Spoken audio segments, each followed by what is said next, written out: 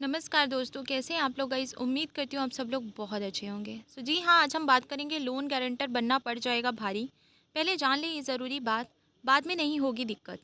Loan guarantor बनना कोई मामूली बात नहीं है, ये आपके लिए बड़ी परेशानी भी खड़ी कर सकता है। इसलिए लोन गारंटर बनने से पहले एक बार गहराई से ज़रूर सोचें, क्योंकि ये फैसला लेना आपको महंगा पड़ सकता है। यदि लोन चुकता नहीं हुआ तो गारंटर पर बड़ी जिम्मेदारी आ सकती है। ऐसे में गारंटर को पूरी तरह से वित्तीय दबाव का सामना करना पड़ सकता है।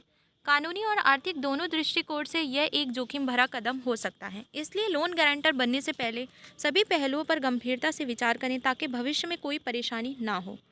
ग्रामीण और शहरी इलाकों में लोन या संपत्ति किराए पर लेने के लिए गारंटर की आवश्यकता हो सकती है।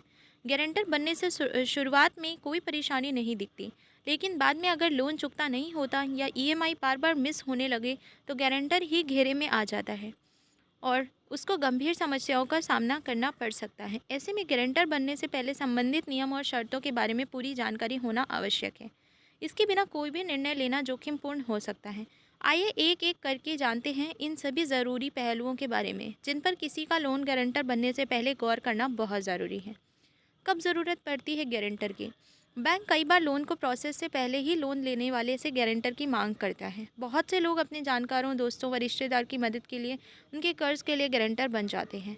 लेकिन जब कर्ज चुकता नहीं होता तो उन्हें कई तरह की कठिनाइयों का सामना करना पड़ता है। कभी कभी कानूनी कार्रवाई भी होती है और गारंटर को कर्ज चुकाना पड़ सकता है। गारंटर बनने से पहले सभी नियमों और गाइडलाइनों को समझना बहुत महत्वपूर्ण है, ताकि बाद में कोई परेशानी ना हो। खासकर ग्रामीण और शहरी इलाकों में इसके प्रभाव अलग अलग हो सकते हैं। गारंटर की बढ़ जाती है जिम्मेदारी।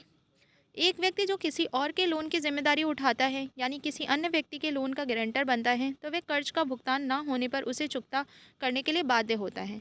यह सिर्फ एक औपचारिकता नहीं है, बल्कि इसे गंभीरता से लेना जरूरी है। अगर उधारकर्ता कर्ज चुकाने में नाकाम रहता है तो उस व्यक्ति को पूरा कर्ज चुकाना पड़ सकता है।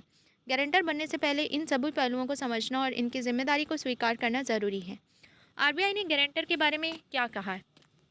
भारतीय रिजर्व बैंक ने बैंकों को गारंटर से जुड़ी नीति बनाने के लिए दिशा निर्देश दिए हैं। इन नियमों के तहत लोन आवेदक की वित्तीय स्थिति, उसकी आय, रोजगार और आवास संबंधित जानकारी जैसे कई पहलुओं को ध्यान में रखा जाता है। बैंकों को इन पहलुओं के आधार पर गारंटर की आवश्यकता तय करने की अनुमति दी गई है, जिससे लोन की चुकौती क्षमता और गारंटर की जिम्मेदारी स्पष्ट हो सके। क्या है गारंटर की जिम्मेदारी? गारंटर वह व्यक्ति होता है जो उधारकर्ता के कर्ज चुकता न करने पर भुगतान करने की जिम्मेदारी लेता है। इसके बदले गारंटर अपनी संपत्ति को सुरक्षा के रूप में रखता है। लोन लेने पर गारंटर एक समझौते पर हस्ताक्षर करता है, जिससे वह उधारकर्ता के बकाया भुगतान के लिए कानूनी रूप से उत्तरदायी बन जाता है। ये समझौता विशेष रूप से किराएदारी या लोन मामलों में लागू होता है, जहाँ गारंटर की भूमिका महत्वपूर्ण होती है। गारंटर हो सकती हैं ये परेशानियाँ। अगर लोन लेने वाला व्यक्ति लोन चुकाने में असफल होता है तो लोन गारंटर को दिक्कत हो सकती है, यहाँ तक कि उस लोन को भुगतान भी करना पड़ सकता है।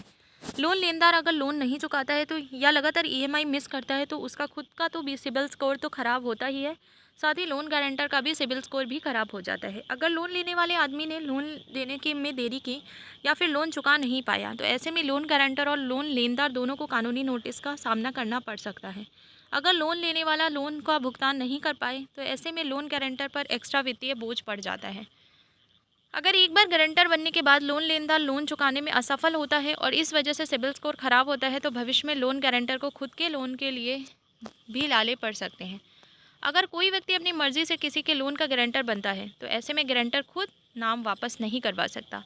केवल बैंक के पास ही यह अधिकार रह जाता है कि वह किसी गारंटर को लोन मुक्त कर दे। तो भाई ये है आपके बहुत महत्वपूर्ण जो जानकारियाँ थी जो मुझे आप लोगों के साथ साझा करनी थी। तो भाई बहुत सोच समझ कर आप किसी का गारंटर बनिएगा, नहीं तो कहीं ऐसा ना हो कि आपके लेने के देने पड़ जाए। सो यही थी कुछ इंपॉर्टेंट इन्फॉर्मेशन जो मुझे आप लोगों के साथ शेयर करनी थी, और मैं पूरी कोशिश करती हूँ कि मैं बेसिक से बेसिक चीज़ों पर आप लोगों के लिए वीडियो लेकर आऊँ, क्योंकि ऐसी चीज़ें बहुत कम ही लोग बताते हैं। सो दैट्स ऑल गाइस, मिलते हैं अगली वीडियो में। जय हिंद, जय भारत।